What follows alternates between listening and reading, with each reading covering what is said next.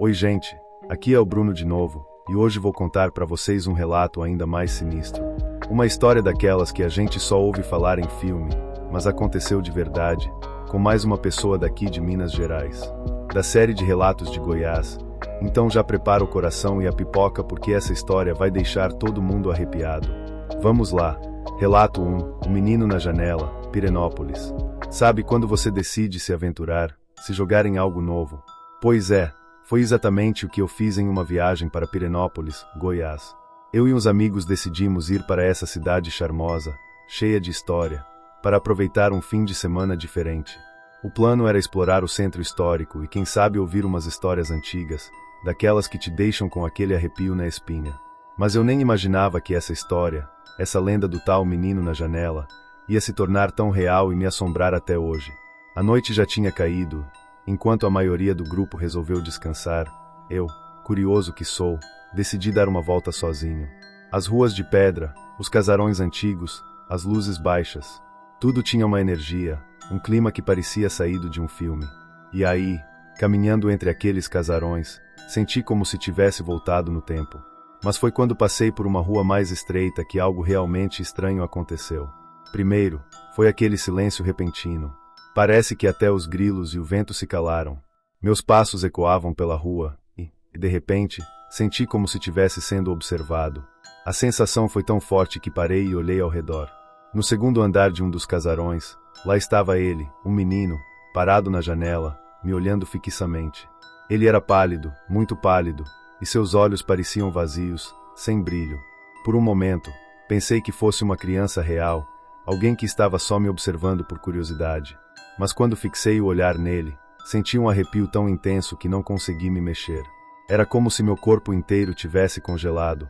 Eu tentei falar, soltar alguma coisa, mas a voz não saía. Só conseguia olhar para ele, e ele para mim. Aquele silêncio era ensurdecedor, mas então, ele levantou a mão. Devagar, ele acenou, um gesto lento, quase mecânico. Eu senti um medo tão profundo que, sem pensar, dei alguns passos para trás. Foi então que ele fez algo que nunca vou esquecer. O menino sorriu.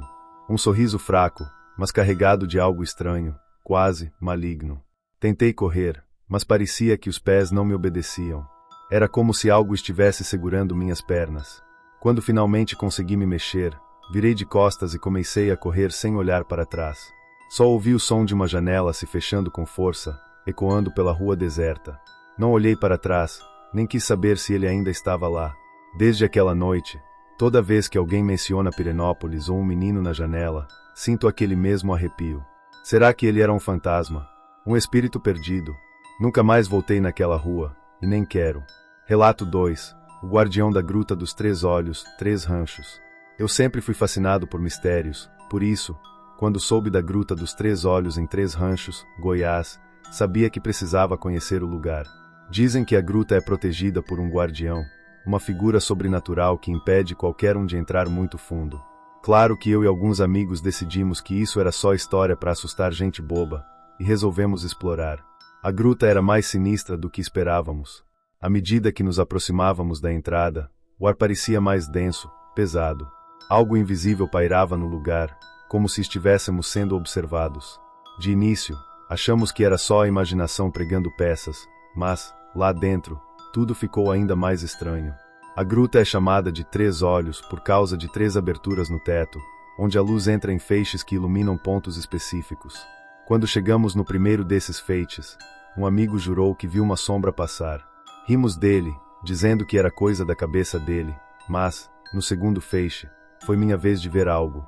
Era uma silhueta rápida, um vulto que sumiu assim que olhei direito. Decidimos continuar, mas com o coração acelerado. Já quase no terceiro olho, ouvimos passos.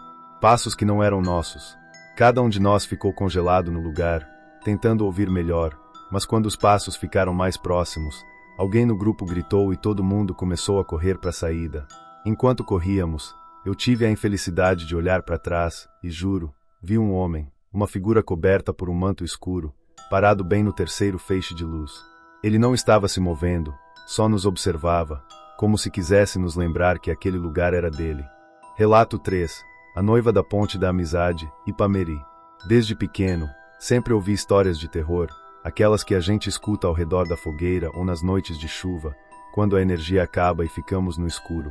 Uma das histórias que mais me impressionou foi a da noiva da Ponte da Amizade, em Ipameri. A lenda dizia que, há muitos anos, uma jovem noiva foi abandonada no altar. O noivo nunca apareceu, e ela ficou esperando até o amanhecer, com o vestido branco sujo de terra e lágrimas. Desde então, dizem que seu espírito nunca encontrou paz e que vaga pela ponte, especialmente nas noites mais escuras, chorando e lamentando o amor perdido. Durante muito tempo, eu evitava passar por aquela ponte à noite, mas, conforme fui crescendo, a curiosidade começou a falar mais alto. Isso é só história de gente supersticiosa, pensava.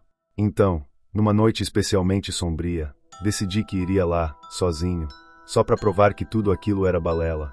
Achei que, ao encarar o medo de frente, poderia finalmente me livrar daquela sensação incômoda de que algo realmente habitava aquele lugar.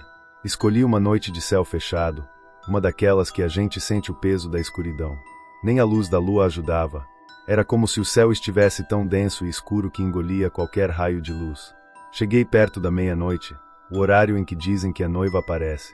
A ponte estava deserta, como era de se esperar.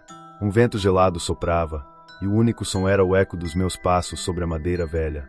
Fiquei parado ali, tentando me convencer de que era só lenda. Não tem ninguém aqui, eu murmurava para mim mesmo, enquanto sentia o coração bater rápido. Foi então que ouvi um leve choro, vindo do meio da ponte. No começo, pensei que fosse o vento, mas o som foi ficando mais nítido, mais profundo, carregado de uma dor que parecia real, quase palpável. Era um choro baixo, como um sussurro, mas cheio de tristeza e angústia. Engoli em seco e continuei parado, tentando identificar de onde vinha o som. Então, algo começou a se mover lentamente no meio da ponte.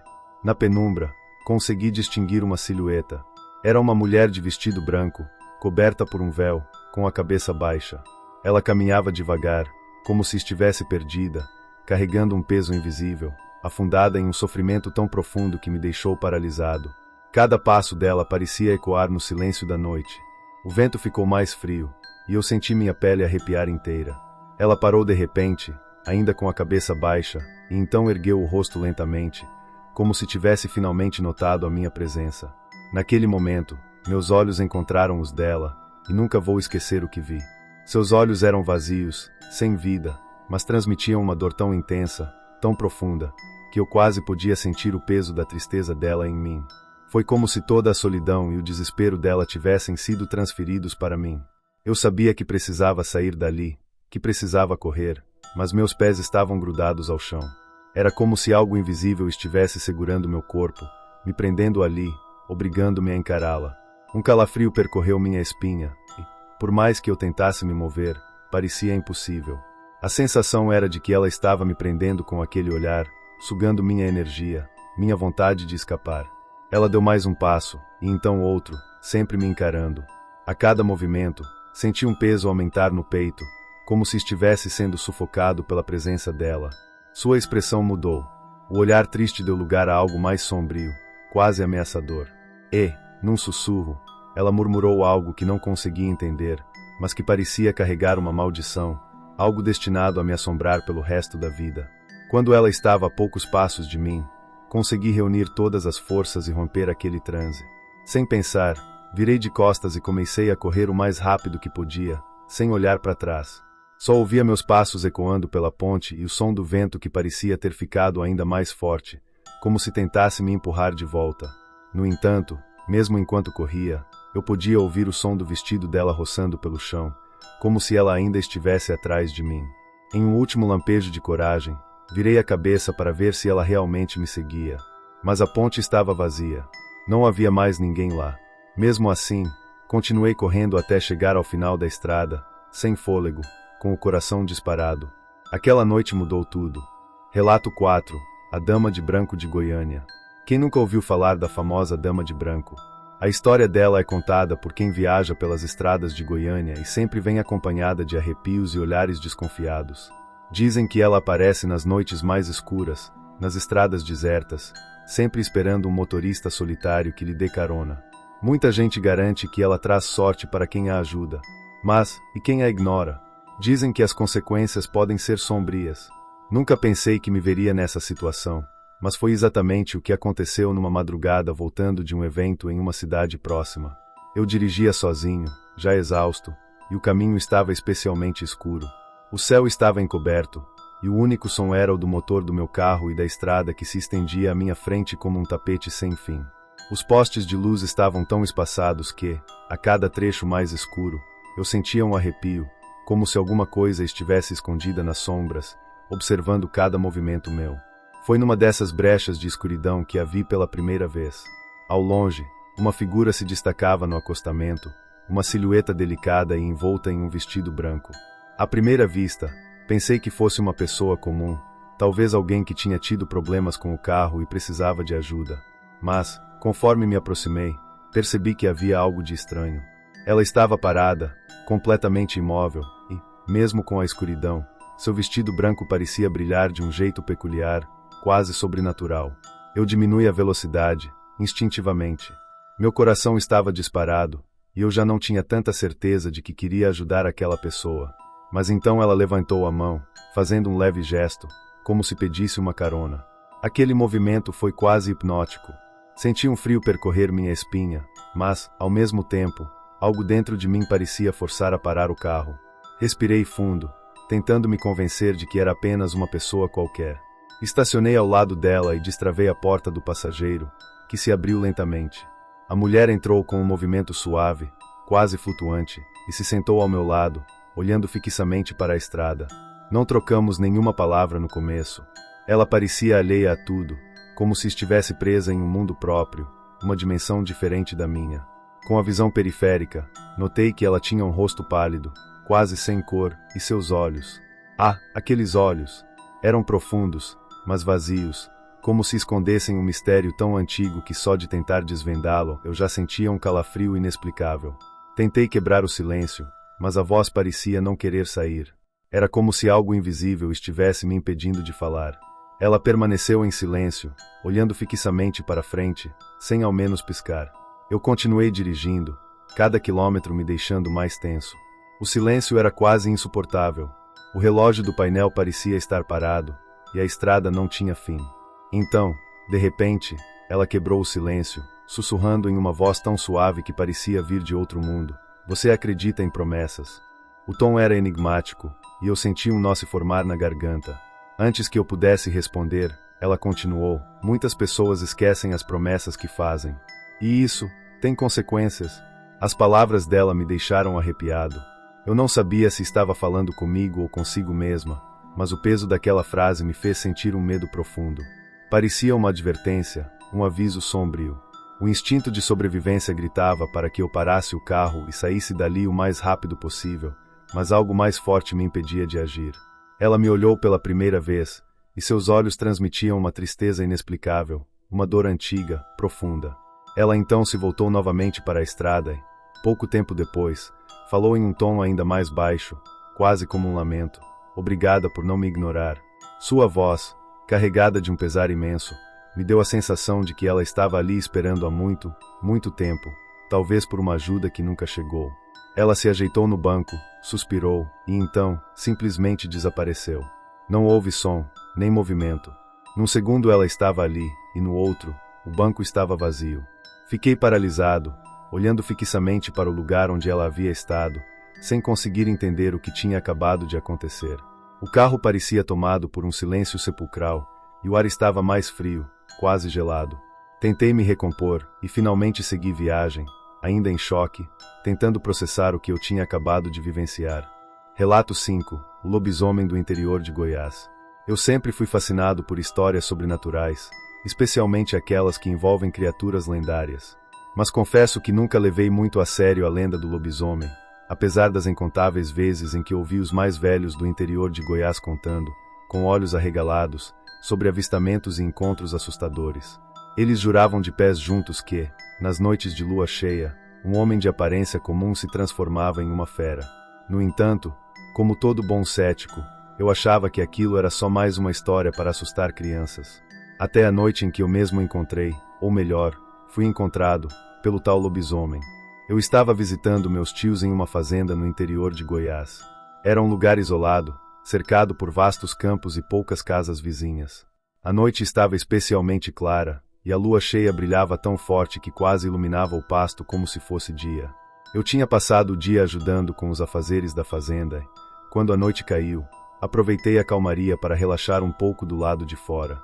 Os cães da fazenda estavam inquietos, o que era estranho, porque geralmente eles ficavam calmos e até preguiçosos depois de um longo dia. Lembro de meu tio comentando, de um jeito que parecia meio brincadeira, que naquelas noites de lua cheia era melhor trancar as portas e evitar sair. Ele disse isso com um sorriso, mas os olhos dele denunciavam uma preocupação verdadeira. Eu ri, dizendo que histórias de lobisomem eram coisa de filmes, mas ele apenas balançou a cabeça, dizendo: "Você nunca viu, mas, se tivesse visto o que eu vi, não acharia graça." Passava da meia-noite quando decidi dar uma volta para esfriar a cabeça e esticar as pernas. Eu tinha ouvido falar que nas noites de lua cheia os lobisomens surgiam, mas confesso que aquela história nunca me assustou de verdade. Comecei a andar pela fazenda, admirando o brilho da lua e o silêncio da noite, interrompido apenas pelos latidos ocasionais dos cães. Foi então que percebi algo estranho. Os latidos ficaram mais intensos, quase desesperados, como se estivessem alertando sobre algum perigo iminente. Os cães olhavam fixamente para o lado do matagal, rosnando e mostrando os dentes. Meu coração começou a bater mais rápido, e uma sensação estranha tomou conta de mim. Era como se eu estivesse sendo observado. Continuei andando, mas agora já não me sentia tão seguro. Senti um cheiro forte e estranho, um odor de algo queimado misturado com um cheiro metálico, que invadiu minhas narinas e me fez estremecer. Olhei ao redor, e foi aí que vi, entre as sombras, uma figura alta e encurvada, com olhos brilhando no escuro. No começo, pensei que fosse algum animal, talvez um cachorro grande ou um lobo, mas logo percebi que aquela criatura era algo muito diferente. Ela estava meio escondida entre as árvores, e a luz da lua iluminava parcialmente seu rosto, ou pelo menos, o que deveria ser um rosto. Era uma mistura horrível de características humanas e bestiais. Tinha focinho alongado, coberto de pelos, e seus olhos eram de um amarelo feroz, brilhando como brasas. As mãos, ou garras, eram desproporcionais e terminavam em unhas afiadas, que refletiam o brilho da lua. Eu fiquei paralisado, sem conseguir me mover. Meu instinto gritava para correr, mas minhas pernas pareciam pregadas ao chão. O lobisomem me observava, respirando pesadamente, como se estivesse tentando decidir o que fazer comigo. O silêncio da noite foi quebrado apenas pelo som da sua respiração ofegante, misturada ao latido desesperado dos cães, que agora pareciam tão assustados quanto eu. Ele deu um passo em minha direção, e eu finalmente consegui me mexer. Lentamente, comecei a dar passos para trás, tentando me distanciar daquela criatura, mas sem fazer movimentos bruscos. Meu coração batia tão forte que parecia ecoar por toda a fazenda. A criatura deu outro passo, rosnando de maneira ameaçadora. Eu sabia que, se corresse, ele me alcançaria em segundos. Então, em um ato de puro desespero, comecei a recuar mais rapidamente, mantendo os olhos fixos nele. Por um segundo, ele parou, como se estivesse estudando meus movimentos, e eu pensei que talvez tivesse uma chance de escapar. Mas, quando menos esperava, ele soltou um uivo alto e arrepiante, que fez o chão tremer e meus pelos se arrepiarem dos pés à cabeça. Era como se estivesse anunciando sua presença, afirmando seu domínio sobre aquele território. Ao ouvir o uivo, os cães finalmente se calaram, e o silêncio que ficou depois foi ainda mais assustador. Sem pensar duas vezes, virei e comecei a correr o mais rápido que pude em direção à casa dos meus tios. Podia ouvir passos pesados atrás de mim, cada vez mais próximos, como se ele estivesse me seguindo, pronto para atacar a qualquer momento. Cheguei à porta e bati desesperadamente, gritando para que alguém me deixasse entrar. Por sorte, meu tio ouviu os gritos e abriu a porta rapidamente. Assim que entrei, ele fechou a porta com força e trancou todas as trancas. Ficamos ali, no escuro, ouvindo o som dos passos do lado de fora, que foram se afastando aos poucos, até que o silêncio absoluto tomou conta. Naquela noite, meu tio não disse uma palavra. Ele apenas olhou para mim com uma expressão que dizia tudo. Ele sabia, ele sempre soube. Desde então, eu nunca mais duvidei da lenda do lobisomem. E é isso, gente. Se gostou e quer mais, deixa aquele like sinistro e se inscreve no canal para mais histórias macabras. Compartilhe com seus amigos mais corajosos, porque muita gente ainda precisa conhecer os horrores que rondam lugares e cidades comuns, quem sabe, bem perto de onde você está. Boa noite. e até o próximo relato aterrorizante.